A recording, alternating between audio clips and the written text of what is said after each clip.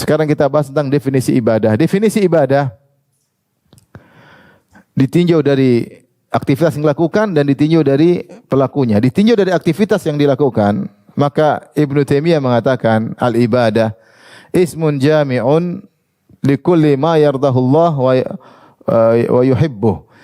Ibadah adalah suatu nama, suatu istilah yang mencakup seluruh perkara yang dicintai oleh Allah dan diridai oleh Allah. Min aqwalin wa af'alin, zahiratan wa batinah. Terkait baik perkataan maupun perbuatan yang lahir maupun yang tersembunyi. Saya ulangi, ibadah adalah istilah atau nama yang mencakup seluruh perkara yang dicintai oleh Allah Subhanahu wa taala, diridhai oleh Allah Subhanahu wa taala, baik perkataan maupun perbuatan, baik yang nampak maupun yang tersembunyi, zahir dan batin. Itu adalah ibadah dari sisi aktivitas kita. Maka semua aktivitas yang dicintai oleh Allah, diridhai oleh Allah, perkataan, perbuatan yang nampak berupa aktivitas maupun dalam hati, kegiatan perkataan hati, perbuatan hati, semua dicintai Allah, itu adalah ibadah. Tapi ini tinjauan pertama. Tinjauan kedua, definisi ibadah ditinjau dari pelakunya, ya.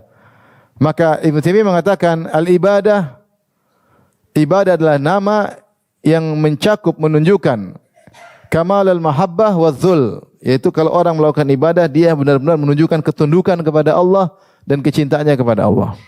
Maksudnya dari sisi aktivitas, kita tahu aktivitas tadi semua yang dicintai oleh Allah adalah ibadah.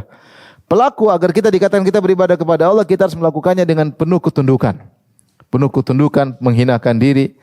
Karena ibadah maknanya secara bahasa artinya kehinaan, kerendahan. Makanya dikatakan dalam bahasa Arab sampai sekarang, kalau kita berjalan ke tempat mana kita bersafar, kita tanya, thariqun mu'abbad wala la? Itu jalan mu'abbad. Mu'abbad itu maksudnya sudah dipakai sudah di aspal misalnya, atau sudah diratakan sehingga mudah untuk diinjak. Sampai sekarang masih dikatakan dalam bahasa Arab, thariqun mu'abbad, itu jalan yang sudah diibadahi, maksudnya jalan yang sudah diratakan, mudah untuk diinjak, sudah datang doser untuk meratakannya atau diaspal, sehingga dikatakan thariqun mu'abbad, yaitu jalan yang mudah untuk ditunggangi, ya. Maka seorang ketika beribadah dengan ketundukan disertai dengan kecintaan kepada Rabbul Alamin, ini namanya aktivitas ibadah dan pelakunya sedang beribadah. Dari sini dia tahu ternyata ranah ibadah sangat banyak.